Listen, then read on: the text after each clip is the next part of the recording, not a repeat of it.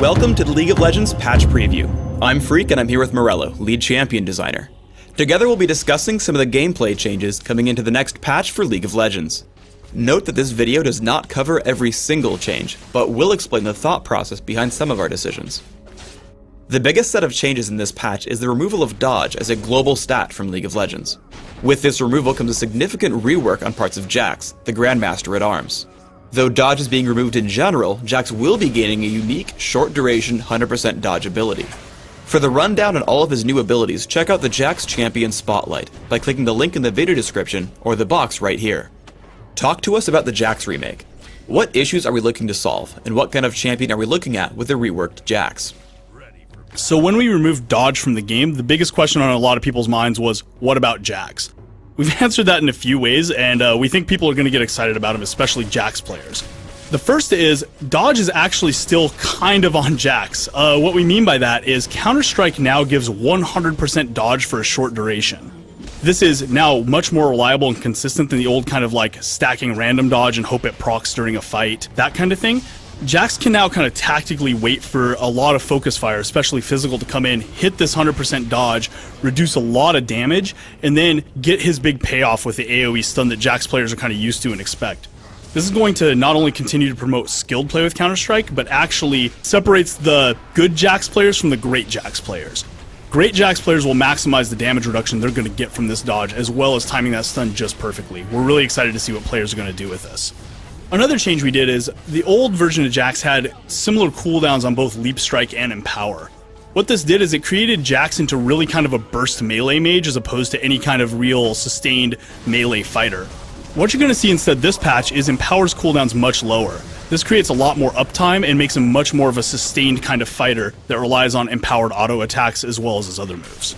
Another change you'll see this patch is to Jax's passive.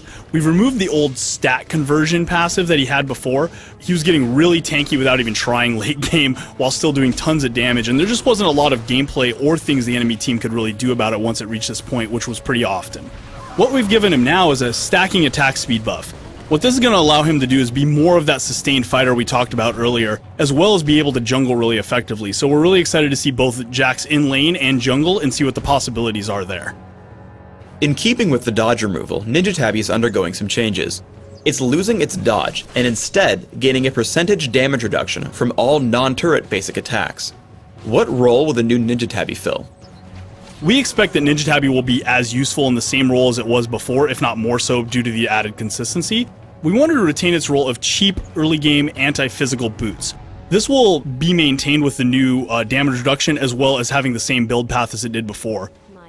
The final point of dodge removal is Sword of the Divine, which caused your champion to ignore dodge for a few seconds when activated. What's the future for this item?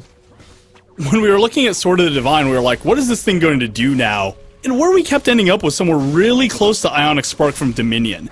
So instead of making these not noticeably different items, what we decided to do is just let people on Summoner's Rift and Twisted Treeline buy Ionic Spark. It's a fun item, it fulfills that proc attack speed role, and it has a pretty unique feel to it. So we thought, why not bring over a fun and interesting item from Dominion into the classic game modes as well? Riven is receiving a number of tweaks this patch.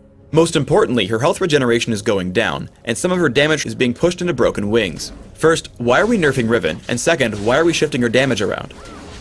Riven's changes really revolve around hitting her laning power. What we are seeing is a real pattern of her being able to dominate pretty much any lane she went up against. One of the things we hit was her natural health regeneration. Since Riven has a shield, having a high health regeneration combined with that meant damage really wasn't permanent. As hard as it is to get through that shield, when an opponent breaks it, that damage should stick.